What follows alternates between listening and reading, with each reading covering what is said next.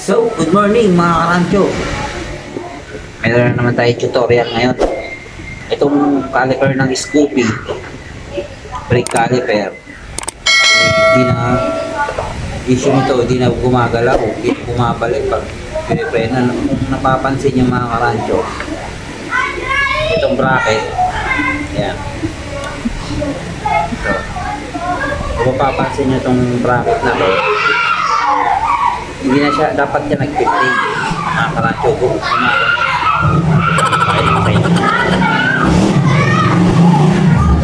Kaya ko lang.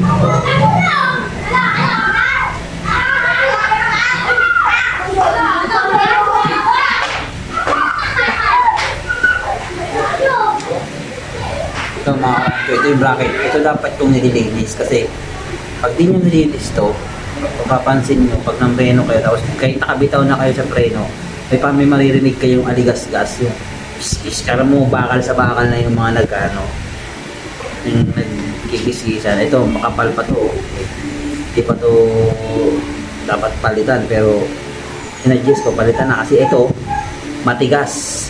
Huwag kayong bibili ng replacement na brake pad kasi ang sisirahin nito yung inyong disc, kakainin yung disc nyo.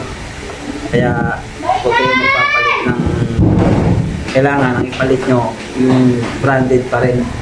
Okay, gawa ng Honda, Yamaha kasi malambot yun, nakadesign talaga yun para sa mga disc brake natin. Yun, content tips. Ito mga karancho, ito hindi na nabalik, kaya mayroon siya nasabi niya sa akin, may nararamdaman siya na parang ingay pag nananakbo kahit nakabitaw na siya sa preno niya. Ito yun, ito ang may kasalanan dun mga karancho. Hindi na nag-play kasi dapat yan naglalaro.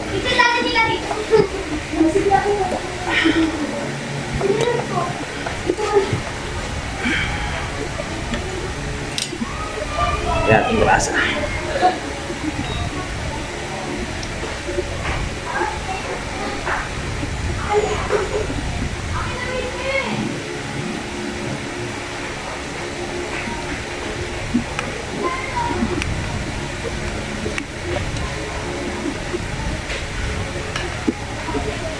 Yan mga karancho, dapat yan may play.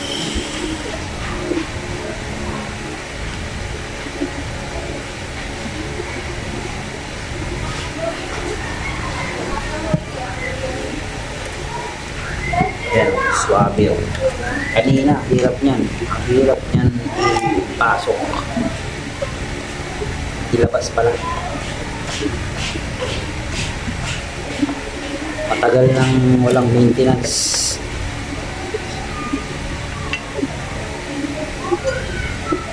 Dahil kailangan may balik niyo yung mga gomang ito. Yan dito. Kailangan may balik yung mga karancho.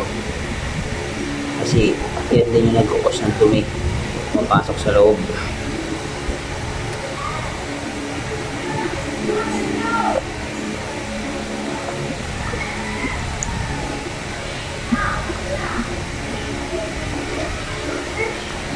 Marami pang gagawin dito sa motor na to mga karancho, pero ito lang muna kasi tips lang sa mga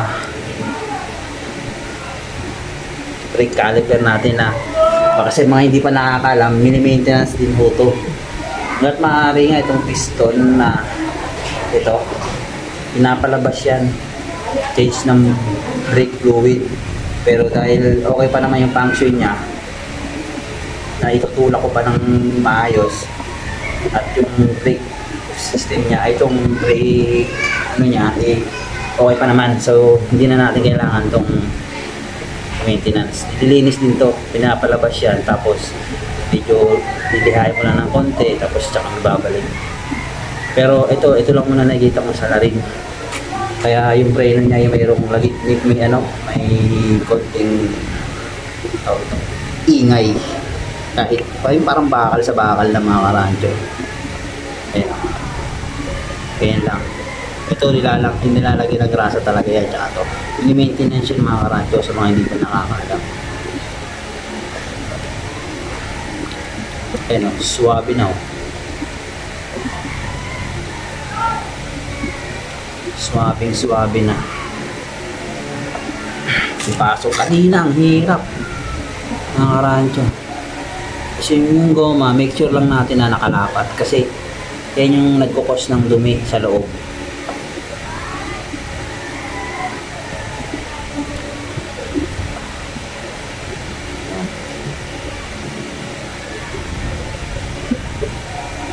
Kita nyo ba mga karancho? Nakikita nyo naman yan dyan, may mga kanal-kanal yan pati dito sa caliper, may kanal yan. Kaya yung goma, soswak yan. Yun o. Yun o. Swabe ng mga karancho. Yan. Yun. O. So yun. Gawin na natin mga karancho.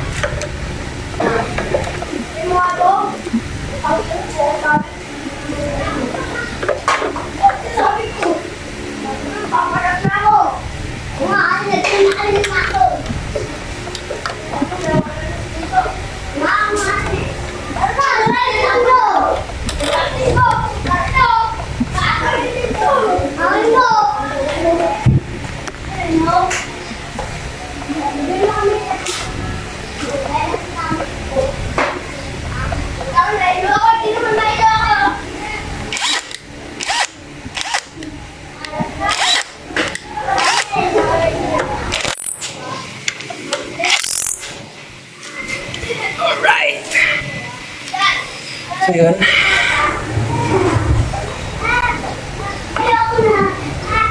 Tignan natin.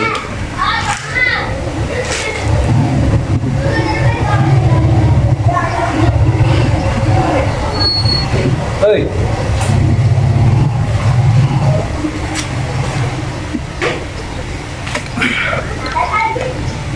Balik na natin ang brake pads mga karancho.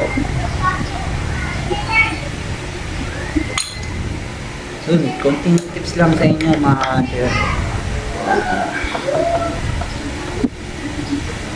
Hindi naman ano yun, ganun kahirap gawin mga karancho. Tandaan nyo lang na kung ano yung binaklas nyo, alam nyo ibalik.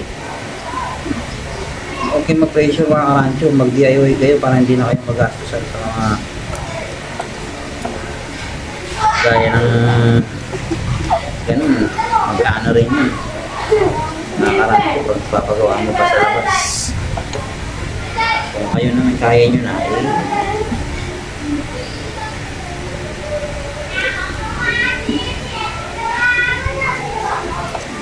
so yun na lang.